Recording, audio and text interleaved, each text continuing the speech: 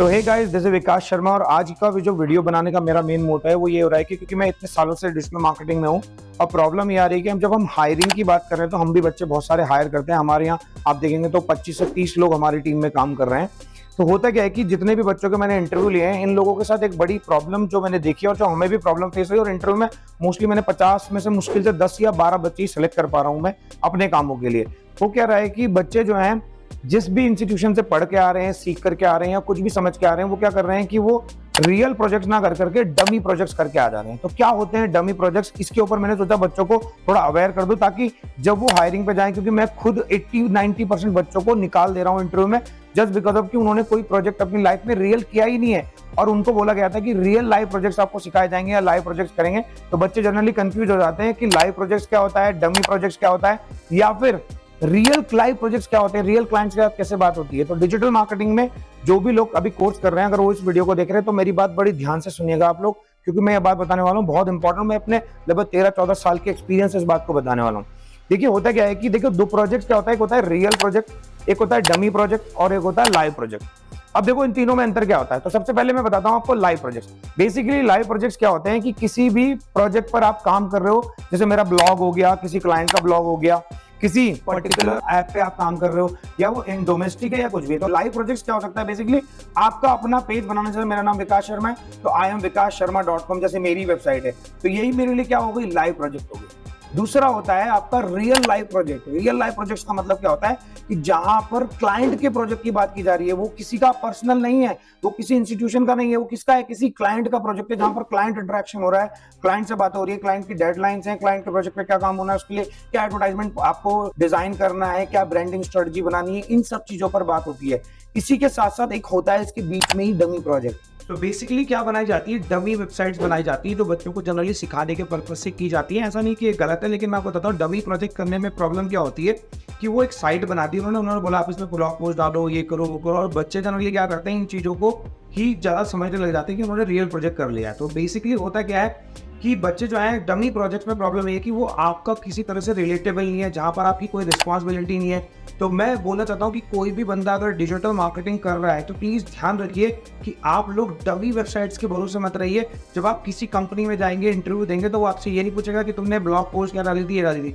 आपसे पूछा जाता है स्ट्रैटेजी क्या रही थी, आपने कीवर्ड कितना अच्छे यूज़ किए थे, आपका कैसे काम होता है, आप स्ट्रैटेजी कैसे बनाते हो, रिसर्च कैसे करते हो, एनालाइज कैसे करते हो। और हम लोग क्या बोलते हैं कि सर हमने डमी प्रोजेक्ट में ब्लॉग पोस्ट डाला था, इसमें हमें आता है वर्डप्रेस का, उन्हें पता क्या आता है, ब्लॉग पोस्ट डालना और उसके अंदर फोटो लगाना। इससे ज़्यादा काम उनको करना आता ही नहीं है। और हायरिंग किसके लिए हो रही है, SEO के लिए। तो आप समझने की कोशिश करिएगा ना कि हायरिंग का जो प्रोसेस है वो क्या है, SEO एग्जीक्यूटिव का है। तो SEO एग्जीक्यूटिव को किसी डमी प्रोजेक्ट पे नहीं, किसी क्लाइंट के सही प्रोजेक्ट पे काम करना आना चाहिए। जनरली ये चीज़ें देखता ही नहीं है कोई बच्चा, और वो क्या सोचता है कि मैं रियल प्रोजेक्ट कर रहा हूँ। और बहुत सारे लोग बोल देंगे ये रियल प्रोजेक्ट है या लाइव प्रोजेक्ट करा रहे हैं हम आपको। ये कोई लाइव वाइव प्रोजेक्ट नहीं है। लाइव प्रोजेक्ट वही है जहाँ पर आपने SEO में क्लाइंट अट्रैक्शन किया हो, या आपने उनके लिए इंडिविजुअली सही या बैकएंड पे ही सही उनके लिए क्लाइंट रिसर्च, मतलब कीवर्ड रिसर्च किया हो आपने, मतलब आपने क्लाइंट के लिए कीवर्ड रिसर्च किया हो, आपने उनके लिए पूरी स्ट्रेटजी बिल्ड की हो, आपने उनके बैकलिंक की स्ट्रेटजी बिल्ड की हो, मतलब एक पूरी तरह से रियल प्रोजेक्ट पे काम किया हो। क्योंकि रियल प्रोजेक्ट में आप 2-3 चीजें सीखते हैं। पहली चीज रिस्पॉन्सिबिलिटी।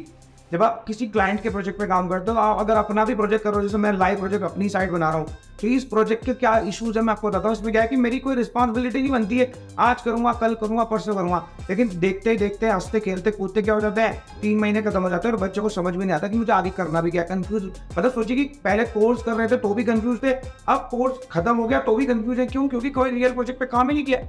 दूसरी चीज आती है आपकी एक्यूरेसी लेवल, क्योंकि लोग जो है अपने प्रोजेक्ट पे ध्यान नहीं देते हैं, एक्यूरेसी का ध्यान नहीं देते हैं। लेकिन अगर आप किसी क्लाइंट का प्रोजेक्ट बना रहे हैं तो वहाँ पर एक्यूरेसी का बहुत ज्यादा ध्यान देना पड़ता है। कोई गलती ना हो जाए, स्पेलिंग मिस्टेक ना हो जाए, बैनर पे कोई गलती ना हो, इसमें कोई गलती ना हो, साइट पे कोई प्रॉब्लम ना हो, हर चीज प्रॉपर जा रही हो। नहीं तो बहुत सारे बच्चे क्या करते हैं, कॉन्टैक्ट अस का फॉर्म तो चल रहा है लेकिन पॉपअप पे मेल जा रही है कि नहीं जा रही, कोई पता ही नहीं है, ना रिस्पॉन्सिबल है, और ऊपर उसे स्पेलिंग रजिस्ट्रेशन की लिख रहे थे, रजिस्ट्रेशन।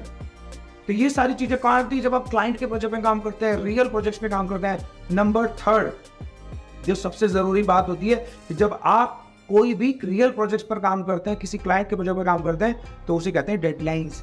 बंदा डिजिटल मार्केटिंग के कोर्स के दौरान ही डेडलाइंस को समझने लग जाता है कि डेडलाइंस कितनी इंपॉर्टेंट चीज़ है।